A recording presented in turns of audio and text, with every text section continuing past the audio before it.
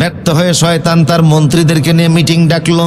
সব মন্ত্রীরা হাজির হলে শয়তান বলল, আইয়ুবকে আমি কোনোভাবেই তো দুর্বল করতে পারলাম না, রবের বিরুদ্ধে একটা অসন্তুষ্টমূলক শব্দ উচ্চারণ তার মুখ দিয়ে বের করতে পারলাম না, এখন আমি কি করব?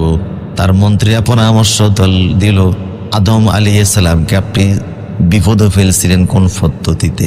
কয়, আদমকে আমি সরাসরি বিপদের মধ্যে ফেলতে পারি নাই, তবে তার স্ত্রী হাওয়া আলাইহিস সালামকে ব্যবহার করে তারে বিপদে ফেলেছিলাম। মন্ত্রীরা পরামর্শ দিল, যেই মাধ্যমে, যেই প্রক্রিয়ায়, যেই লাইনে আপনি আদমের বিপদে ফেলেছিলেন, সেই একই প্রক্রিয়ায় আপনি আইয়ুবেরও বিপদে ফেলে দেন। কথা বুঝতেছেন কিনা? ওই দিক দিয়ে যেহেতু লাইন গাট পান নাই, তাহলে এদিক দিয়া চেষ্টা করে দেখেন যে কোনো ওয়ে আছে কিনা। আইয়ুব নবীর বিষয়টা বাদ দিয়ে এখন তিনি কার পিছনে লাগছে? রাহিমা বিবি, আইয়ুব আলাইহিস সালামের স্ত্রী রাহিমার পিছনে লেগেছে।